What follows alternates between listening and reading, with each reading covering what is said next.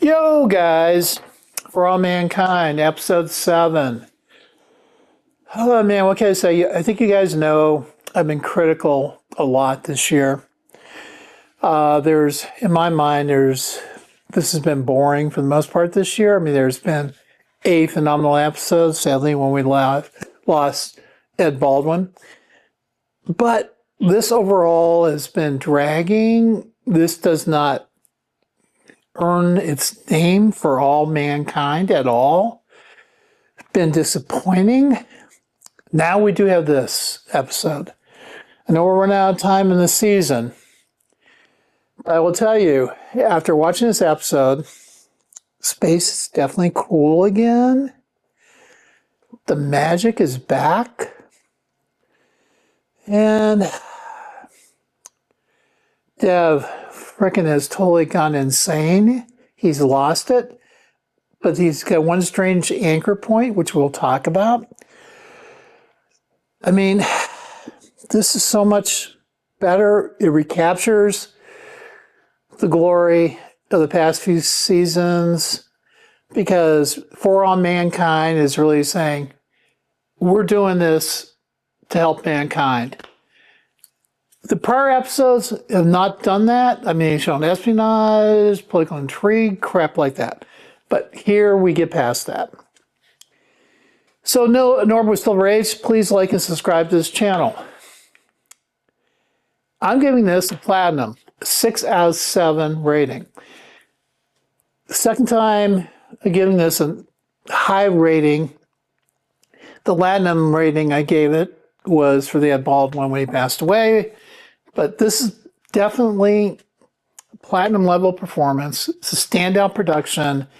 It balances sci-fi, limited special effects. It's thought-provoking. It's giving nuances that there's conflicts on Earth between nations and national groups. The M6, ISN, Russia's got problems internally. It seems like the US has got problems internally. We're seeing glimpses of riots. And this is one that definitely requires repeat viewing. And this episode by itself would deserve an Emmy Award. This thing is enticing. This makes you want to rewatch the first couple seasons of For All Mankind. Bravo. So let's dive into some elements of this. But this is really damn well worth watching.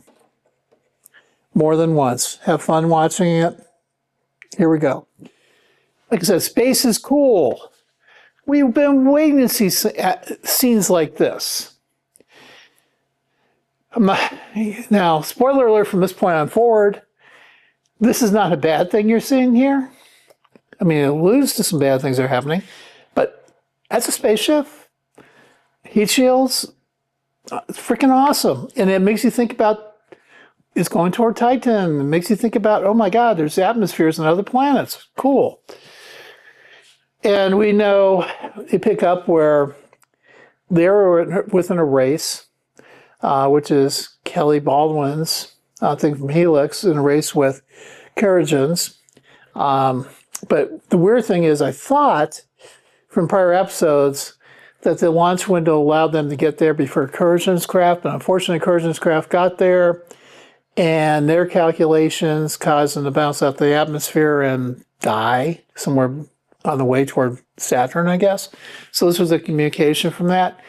But those calculations, I think, came from our friend Dev, who thinks he's a freaking brilliant person and can't be wrong. God complex, I think. I know Dev is not Helix, but Dev plays his own freaking game. I mean, he's not Coercion, but he plays his own game. And, you know, part of it, maybe with Coercion, is the go-for-it mentality that's referred to in some prior seasons. Let's go for it no matter what. Just don't not worry about the risks. So they did the risk and are going to die because their calculations of the atmosphere were off, which was really weird. But I guess this is early in space races, so I guess makes sense, and space exploration. Now, but back on the planet, on Mars that is, we now find out it's been over 6 months since this rebellion has been going on, and Earth M6 has shut off all aid to the planet because they're not getting their little precious new metal, iridium. Would that happen with the oil embargo? If the oil was totally shut off here? I think we saw what happened when that didn't happen. So the rebellion cost right now is they only have 2 months left of food. But they were also getting some supplies from the ISN, who is the Chinese, Indians, and kind of stuff. But they're trying to do it under the table, but they're getting caught. So the rebellion costs are maybe going to cost world war on Earth. Interesting rebellion cost. Now, this is the other interesting thing about Mars. Here is the complexes, not ISNs, but this is the original Helix M6 complex. M6 territory now is reduced to this. And this is the rest of the sons and daughters. This is the independent seed. This thing is growing. And eventually, Mars will become independent. This is the thing. So M6, they know they're losing it. But they don't know how to control this other than, it seems at this point, shut off food. You know, military is coming eventually. So the independent seeds are here. We know the former governor's been under house arrest with Irina. And Irina still has her ways to communicate back with Mother Russia. And she's telling him that Russia, the current president of Russia, is coming under heavy criticisms by his own party. And they want to replace him. And you're actually your favorite son. More independencies are being planted. And then, of course, we've got the God complex scenarios with Dev. And Dev is seeing this whole thing collapsing because an independent Mars is not going to let him build what he wants to build. He's not going to be his God. But he's gotten the sheriff and all his buddies still to work with him. And he's just saying, we can't, these raids are not helping us. And he goes, well, I have an idea. It's risky. And God complex again, he doesn't think things through. His Dev is bad. So meanwhile, it turns out there's going to be Alex's birthday. And Alex and a lot of them work in these cornfields and under these domes that they're going to be producing food. It's going to help everybody for 6 months out. But 2 to 6 months, there's a 4-month gap of what they're going to do. But anyway, Alex thinks he's going to have a great birthday present from our friends, but it turns out all his friends show up, celebrate birthday, and of course our favorite Korean. Dev strikes. Dev has his guys blow up some of these domes where things are being grown.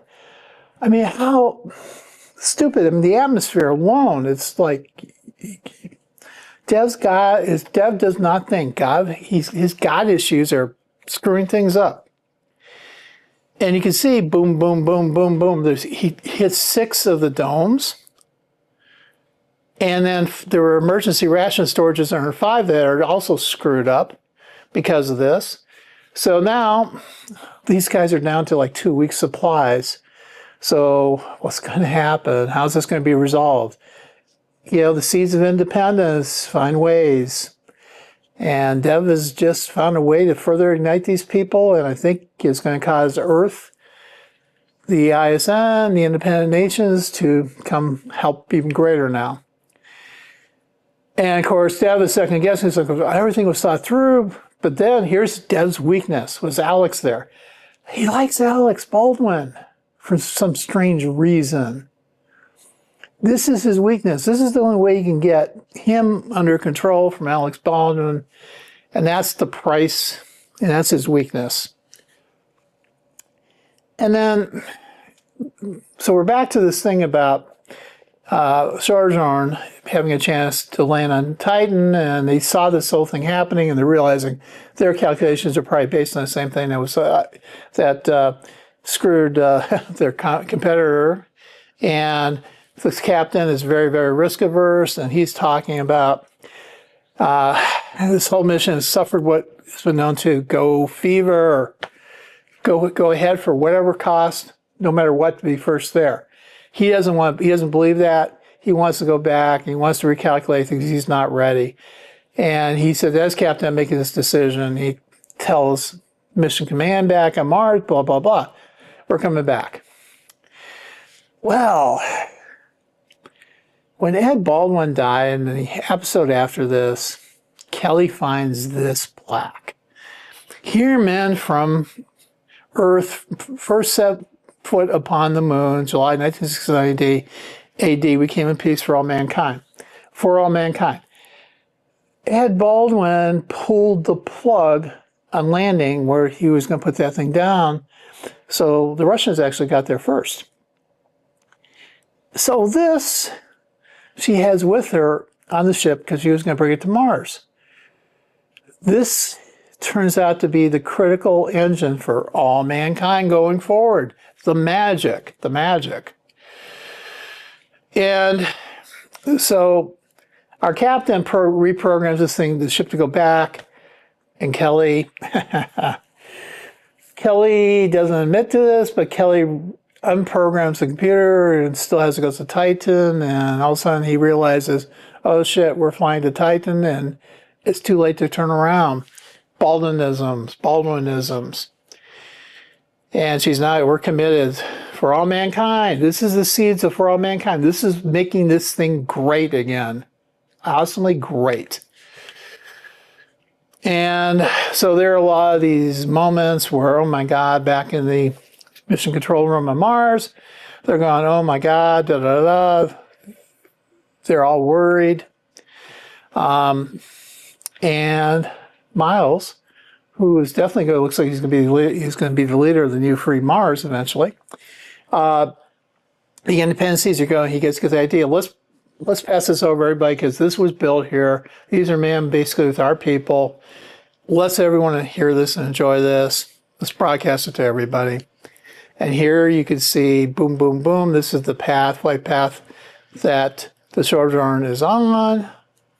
And for all mankind, once again, boom. So they go through coming into the atmosphere. Here's that thing I showed you earlier. Space is cool. And the heat shields are going through there. As we know kind of today, there's a momentary blackout because of the heat that the radio waves can't go through. So there's silence for a bit. They break through.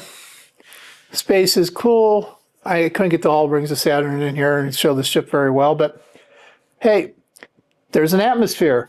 Cool again. Space is cool again. And they land, and all 5 of the crew members are stepping on Titan together. Once again, for all mankind. Bravo, this is the magic. This is everything we've been waiting for. This is all for all mankind. I'd like to hear your thoughts, but before that, here's some other ancillary things. Think about this. We have the governor servant disgrace. Irina, she is playing games back with the Russians and the Soviets, and she knows that the current president's got to go away, and there's faith in him to become the new president of Russia. And she's telling him that, and seeing the economy is on the verge of collapse, the rest of Earth's economy is falling apart too. And she says, your wife is being coerced to badmouth you and that, but she's using Morse code with her eyes, and she flashes a message back while you say this, like, you know, he's evil, blah, blah, blah. She says, I still love you. And continue that. And then here are the people that are rising to the occasion. I've touched upon this again. Miles, our Korean, Jing, Kelly, Alita, heroes. Forged leadership. These are the guys that are leading Mars. They're being forged together to work things through. Forged leaders, future leaders. Alec and his girlfriend Lily, who has Miles's daughter. Failed leadership. Obviously, our sheriff. The governor, yeah, he's failed, but he's got a chance to redeem himself, and I think the only way he's going to redeem himself is through our KGB friends. Irina, we'll see. Those are learning how to lead. The one that actually led the takeover of the mission control area, and her friend here, who used to be part of the sheriff's department. These guys, I think, are going to be playing a lot of interesting roles going forward. I'd like to hear your thoughts. Hey, Norbert Silver Age. Everyone have a great day.